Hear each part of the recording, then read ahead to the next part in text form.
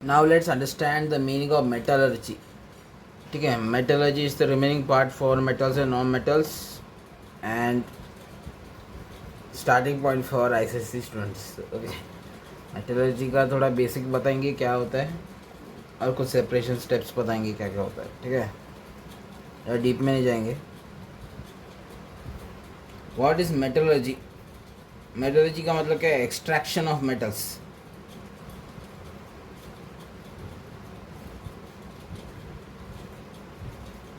From minerals. Metals का extraction minerals से. ठीक है, अभी मिनरल्स कहाँ से मिलते हैं? Earth crust.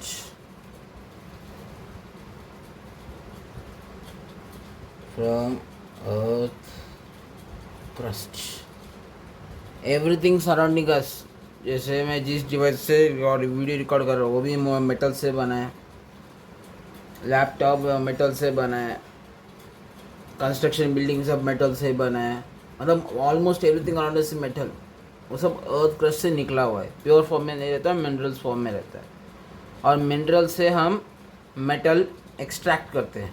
ठीक है, अभी एक नया टर्म आता है वो ओर्स. ओर्स चलिए याद रहते को समझते हैं. All ores are minerals but all minerals are not ores. मतलब सारे ओर्स मिनरल्स हो सकते हैं पर सारे मिनरल्स और नहीं हो सकते. पर और क्या है पर वही समझ पता नहीं हमें. चलो समझते हैं. What is ores? ओर्स क्या है? ओर्स ओरियो नहीं है. हाँ, ores means minerals from which metal can be extracted. पहला पॉइंट ईजीली, मतलब आसानी से निकल सकता है. Second cheaply. देख, ये एक्सट्रैक्शन कंपनी वाले ही करेंगे. ठीक है, जो भी इंडस्ट्री रहेगा वही सभी मिनरल्स से ओर बनाएंगे. सॉरी, मिनरल्स से हम लोग मेटल निकालेंगे. ठीक है, अभी बहुत सारे मिनरल्स हैं. बहुत सारे अर्थ में तो कई सारे मिनरल्स हैं जिसमें मेटल रहेगा. अभी किसी किसी में मेटल का कंपोजिशन ज़्यादा हो सकता है, किसी किसी में मेटल का कंपोजिशन सबसे कम होगा. अभी ऐसा भी हो सकता है जिसमें मेटल का कंपोजिशन कम है उसमें मेटल निकालना इजी होता है. उसमें मेटल निकालना हार्ड, बहुत टाइम लगेगा, टाइम कंज्यूमिंग है. तो जो प्रोसेस कंपनी को फ़ायदा दे, यानी कम पैसे में हो जाए, इंडस्ट्री के बेनिफिट में हो, पहले वो वाले मिनरल यूज़ करेंगे. और जो कम टाइम में और आसान स्टेप से हो, ईजीली एंड चीपली. ये दो तरीके से अगर मिनरल से ओ मेटल निकाल सकते हैं तो ओ मिनरल को हम ओर्स बोलते हैं. ठीक है, मिनरल्स हम जैसे लोग ले जिसमें मेटल्स है, पर कंपनी वाले जो इंडस्ट्रीज जो मेटल एक्सट्रैक्ट करते हैं उनके लिए ओर्स होते हैं. ओर्स यानी that are the minerals from which metals can be extracted easily and cheaply. ठीक है, उसी से हम मेटल आराम से निकाल सकते हैं और वही वाला काम का है. अभी कैसे कुछ कुछ होता है जिसमें कंपोजिशन तो है स्मॉल अमाउंट, बट उसको निकालने का प्रोसेस बहुत लेंदी है, टफ है और कॉस्टली भी है. तो हम वो वाला ऑप्शन चूज़ करेंगे नहीं. ठीक है, इसलिए माइनिंग हर जगह थोड़ा ना होता है. तो 5 स्टेप्स अंडरस्टैंड करते हैं. What are the 5 steps in metallurgy? 5 steps है. 5 steps. First step, crushing of ore.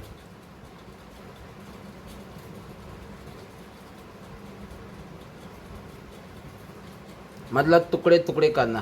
मतलब इतने बड़े बड़े पत्थर के फॉर्म में रहते हैं ना, स्टोन्स या फिर क्या बोलते हैं, अलग अलग इरेगुलर शेप में रहता है, उसको तोड़ फोड़ के पाउडर फॉर्म में कन्वर्ट करना पड़ेगा. क्रशिंग ऑफ द ओर, इसमें ज़्यादा कुछ है नहीं है, पहले से वैसे ही.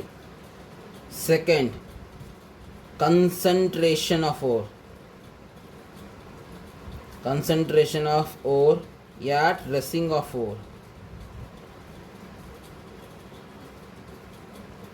ड्रेसिंग ऑफ ओर भी बोलते हैं। कंसंट्रेशन ऑफ ओर यानी इम्प्योरिटीज रिमूव करना, जैसे उसमें डस्ट है, सीमेंट है, या फिर और भी मॉइस्चर पार्टिकल्स है, या फिर कोई दूसरे मेटल्स के भी प्रेसेस है जो हमें अनवांटेड है, तो उसको निकालने के लिए भी काम करना होता है, इसलिए होते हैं कंसंट्रेशन है dressing of the impurity remove करना हो।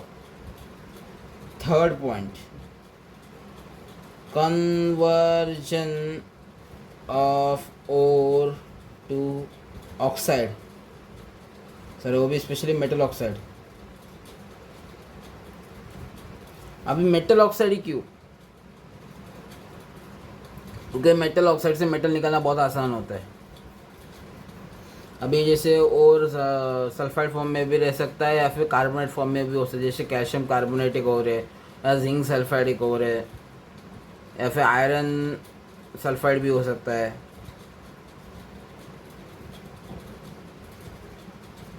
ठीक है, अभी अभी ऑक्साइड से हमें मेटल निकालना है, तो metal oxide to metal,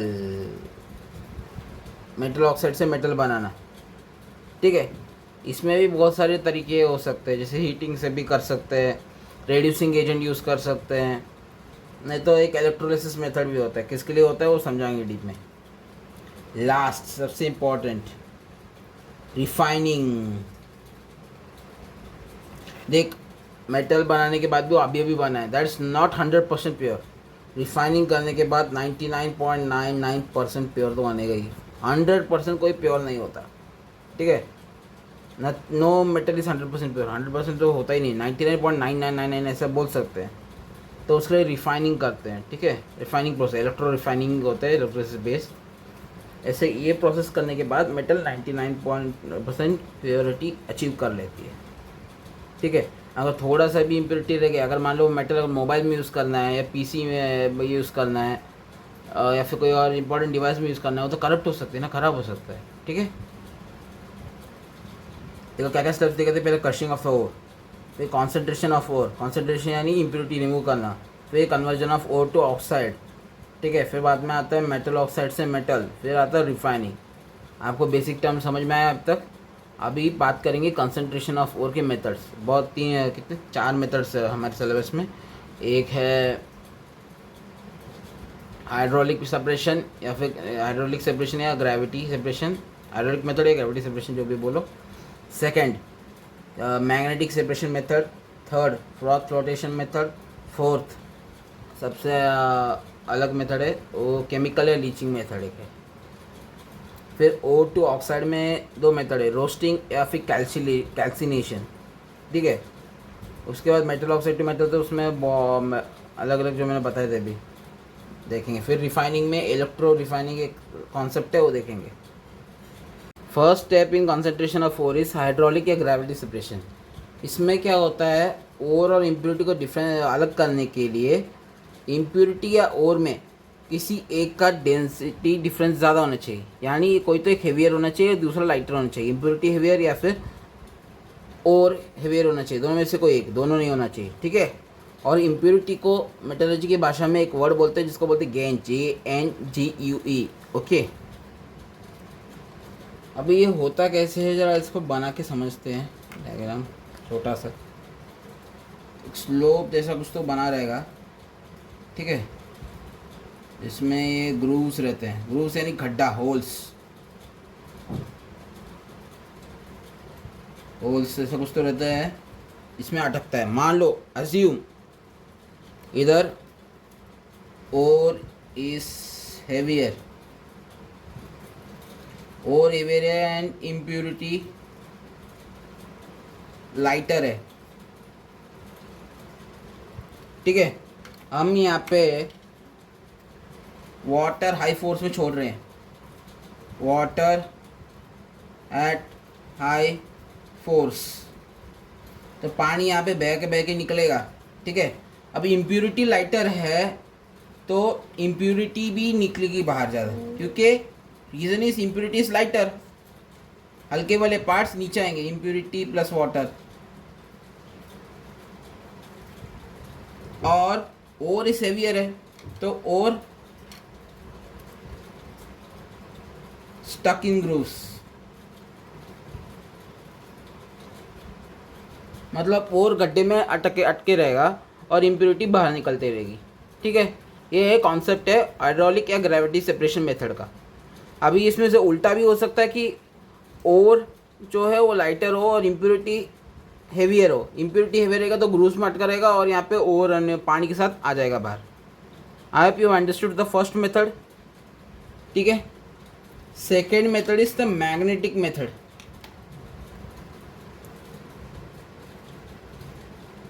magnetic separation method.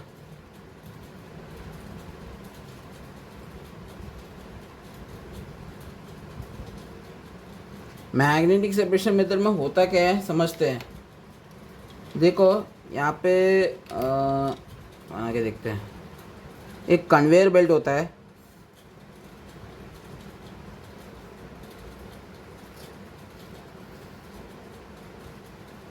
ठीक है। अभी छोटा बनाया है लेकिन रियलिटी में बड़ा रहता है। एक डायरेक्शन में दोनों मूव करेंगे, दो व्हील जॉइंट व्हील जैसा रहता है, कन्वेयर बेल्ट है। ऊपर से कुछ तो यहाँ पे एक रेट में छोड़ेंगे, जैसे इम्प्योरिटी प्लस और, इम्प्योरिटी प्लस और, ठीक है। वो छोड़ेंगे और यहाँ से मुँह उतरेगा, मुँह उतरेगा, मुँह उतरेगा।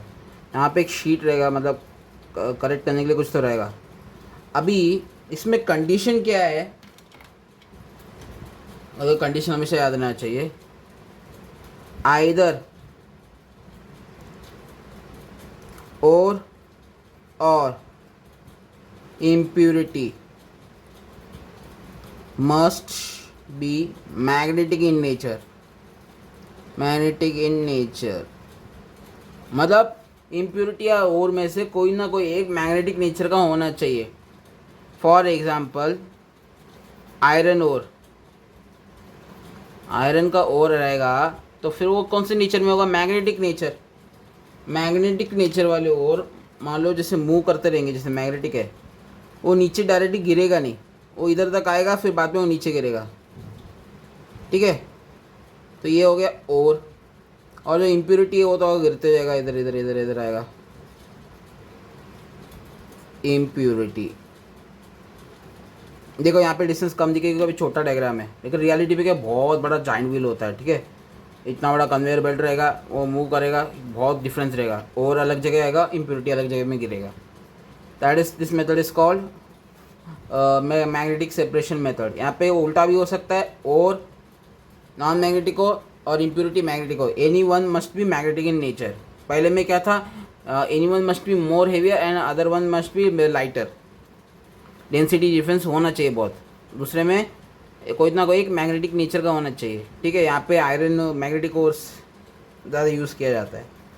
Now third method is froth flotation method. Froth flotation method actually generally sulphide ores के लिए किया जाता है। चलो क्या होता है वो समझते हो अभी। कैसे लिखूँ, हाँ ठीक है।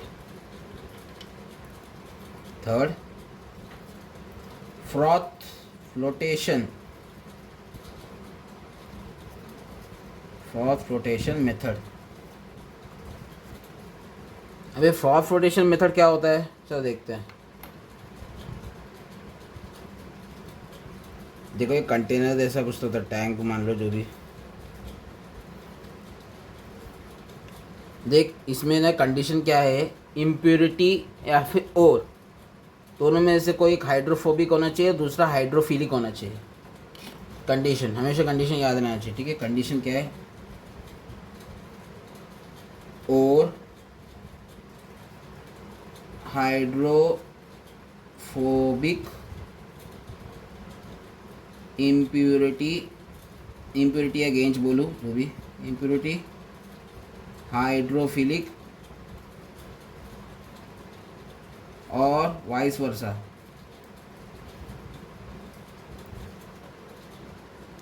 और हाइड्रोफोबिक होना चाहिए और इम्प्योरिटी हाइड्रोफिलिक होना चाहिए, या फिर और हाइड्रोफिलिक हो और इम्प्योरिटी हाइड्रोफोबिक हो। हाइड्रोफोबिक मीन्स व्हाट, पानी से डर लगना, पानी से दूर, hate water. Hydrophilic means love for water. Hydrophilic, phobic, phobia बोलते हैं ना, मतलब डर लगना। तो hydrophobic hate for water, hydrophilic means love for water. ऐसे याद कर सकते हो, लव फॉर वाटर, मतलब वाटर के साथ वो अट्रैक्ट करता है, वाटर के साथ जाता है वो, ठीक है। अभी इसमें क्या होता है जो देखते हैं। कि दूसरा कौन सा कलर यूज़ करूँ, आई थिंक वायलेट, ओके। देखो वाटर और ऑयल डाला रहता है, ठीक है। पहले क्या होता है, mixture of water and oil. चलो ये वाटर है,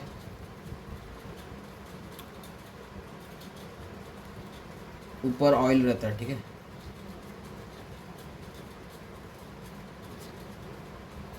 नीचे वाटर। अभी इसमें क्या किया जाता है, एजिटेट कर किया जाता है, मतलब एक पाइप जैसा कुछ तो लेके आते हैं,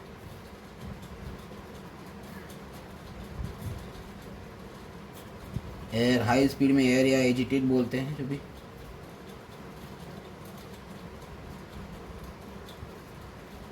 तो इससे क्या कहते हैं, मिक्स करा देते हैं, तो इससे क्या होता है, झाग बबल है, झाग, फ्रॉथ मीन्स झाग बना, तो मिक्स होके झाग बनता है, प्रॉपर मिक्सचर हो जाता है, ठीक है। फिर क्या डेंसिटी डिफरेंस होता है, वाटर का डेंसिटी ज़्यादा है तो सेटल नीचे सेटल होगा, ऑयल का डेंसिटी ज़्यादा है तो ऊपर रहेगा, ठीक है। और यहाँ पे जो इम्प्यूरिटी अंदर थी पहले ही हमने क्या बोलते हैं, ओर प्लस इम्प्यूरिटी डाल के रखा है, ठीक है। तो अभी क्या होगा, वाटर मान लो इधर ore is hydrophobic, ore hydrophobic है एंड हाइड्रोफिलिक इज इम्प्यूरिटी, तो इम्प्यूरिटी डाउन सेटल होगा, impurity.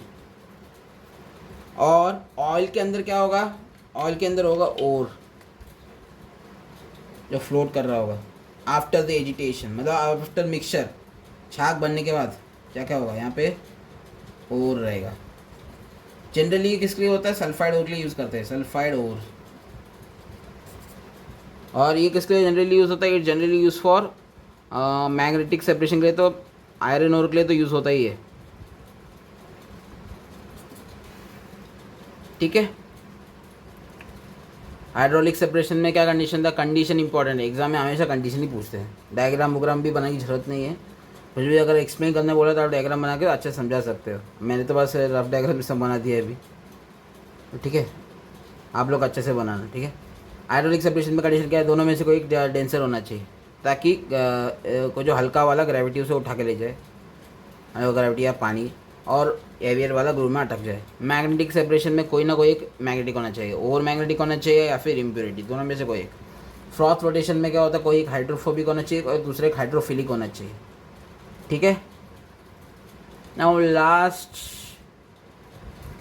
And the most important, chemical या लीचिंग मेथड, वो भी देखते हैं।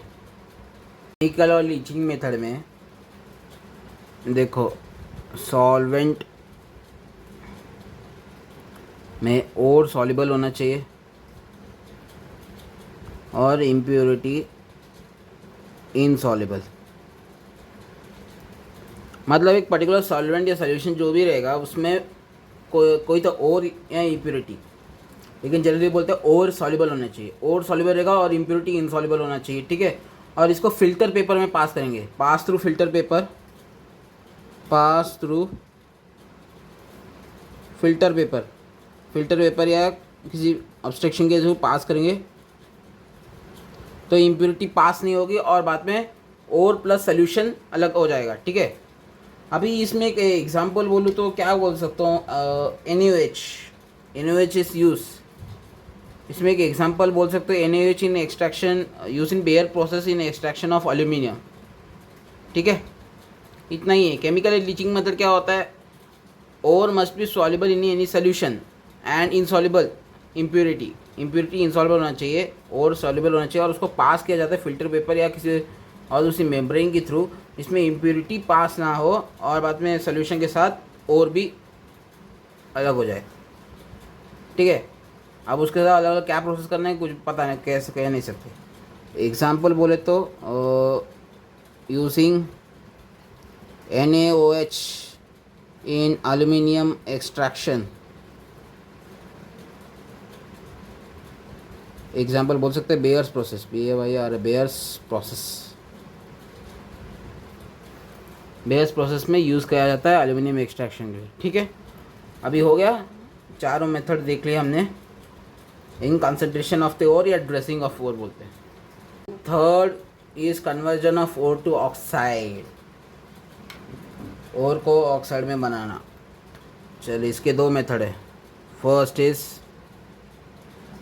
Roasting, second calcination. ठीक है, रोस्टिंग मतलब प्रेजेंस ऑफ ऑक्सीजन, याद रहना चाहिए दिमाग में। कैल्सिनेशन यानी absence of oxygen. Generally roasting किसके लिए होता है? सल्फाइड ओर्स के लिए होता है। ठीक है, चलो देखते हैं रोस्टिंग। देखो ऐसे ना यहाँ पे, तो सल्फाइड ओर, जैसे एग्जांपल ले सकते हैं zinc sulphide ZnS plus O2, presence of oxygen में ZnO प्लस SO2। ठीक है, रिएक्शन बैलेंस आप कर लीजिए, मेरे को बस कॉन्सेप्ट समझाना है। Roasting means presence of oxygen में हीट करना। कैल्सिनेशन एब्सेंस ऑफ ऑक्सीजन में ओर को हीट करना। कैल्सिनेशन एब्सेंस ऑफ ऑक्सीजन, जिसमें एग्जांपल आ सकता है CaCO3। डायरेक्ट CaCO3 को डायरेक्टली हीट करो तो क्या बनेगा? CaO plus CO2। ठीक है, roasting for sulphide ore, calcination for carbonate ore. Carbonate ore. ठीक है, और भी कई सारे सल्फाइड कार्बोनेट के रिएक्शंस आप बना सकते हो। Now 3 steps is over. The fourth step is conversion of metal oxide to metal. इसमें वापस मेटल रिएक्टिविटी सीरीज का पार्ट आ जाता है। चलो वो देखते हैं। Now metal oxide to metal करना है। ठीक है, अभी मेटल रिएक्टिविटी सीरीज आपको फिर से याद आना चाहिए। कौन सा करूँ? हाँ ठीक है, सी क्या याद किया था? क न का मा गल सन फे लेड हाई कोट एक आपका। सारे मेटल दिख रहे हैं। मेटल रिएक्टिविटी अंडरस्टैंडिंग के इम्पोर्टेंट है। देखो हर अलग अलग तरीके हैं मेटल ऑक्साइड टू मेटल करने के, बहुत सारे तरीके हैं। ठीक है, मेटल ऑक्साइड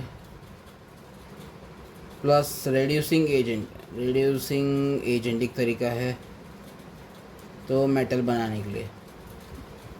अभी रेड्यूसिंग एजेंट क्या होता है? रेड्यूसिंग एजेंट मीन्स खुद का ऑक्सीडेशन करना, दूसरे का रिडक्शन कराना। खुद का ऑक्सीडेशन मतलब गेन ऑफ ऑक्सीजन, दूसरे का लॉस ऑफ ऑक्सीजन, बराबर। जैसे लेड है, कॉपर है, कैसे बताओ? चलो ठीक है, लेड ये देते हैं। लेड ऑक्साइड का देखते हैं, PbO प्लस। लेड ऑक्साइड किसके साथ कर सकते हैं? कोक, कार्बन के एक फॉर्म में कोक, या कार्बन मोनोऑक्साइड, या एक और एक कौन सा, हाइड्रोजन गैस। तो लेड प्लस कार्बन मोनोऑक्साइड बन सकता है, लेड प्लस कार्बन डाइऑक्साइड।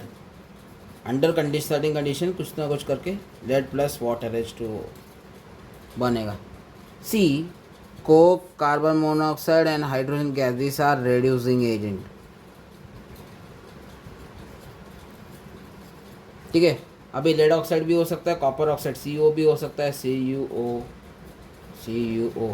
ठीक है, कॉपर हो गया, लेड हो गया।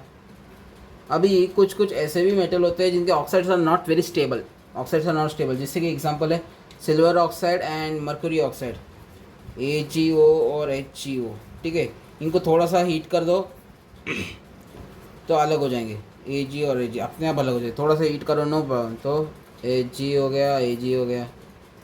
और गोल्ड और प्लैटिनम वो तो ऑक्साइड बनाते ही नहीं है। गोल्ड और ऑक्साइड महंगा क्यों है? उसका एक रीज़न ये भी है ये ऑक्साइड जल्दी ख़राब नहीं होते। मैं गोल्ड और प्लैटिनम इतना कॉस्टली क्यों है? वो ऑक्साइड जल्दी नहीं बना पाता है इजीली। अभी बात करते ऊपर के बाकी एलिमेंट्स। देखो इसमें रेड्यूसिंग एजेंट में और एक अमोनिया भी कभी कभार आ जाता है। अमोनिया मतलब Coke, carbon monoxide, hydrogen gas, ammonia, ठीक है। अब इस जिंक इसे हम वापस इधर भी एक्सेप्शन है, प्रॉपर्टीज में भी एक एक्सेप्शन था zinc, here also is exception.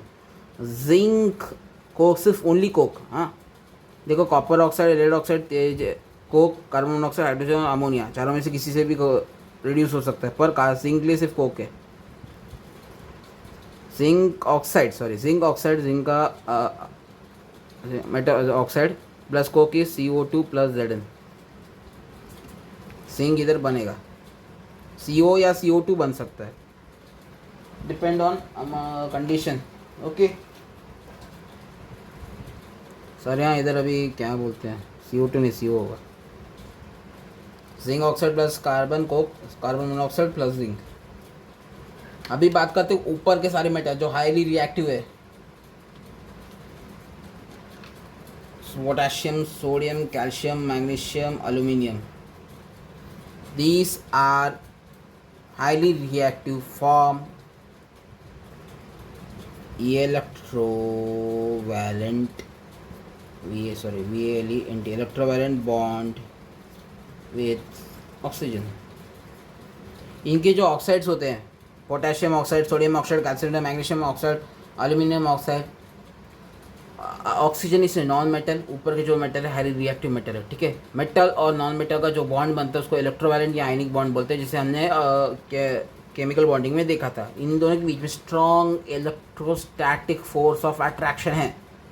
Strong electrostatic force of attraction है, उसको कितना भी खींचो चलिए टूटेगा ही नहीं, तो वैसे ही लगा रहे हैं, एकदम बाइंड बना के रखे, स्ट्रॉन्ग फोर्स है। अभी उन दोनों को अलग करने के लिए हम लोग डायरेक्ट करंट से अलग करते हैं। सो for metals above in reactivity series, metal reactivity series, we separate from its oxide using electrolysis।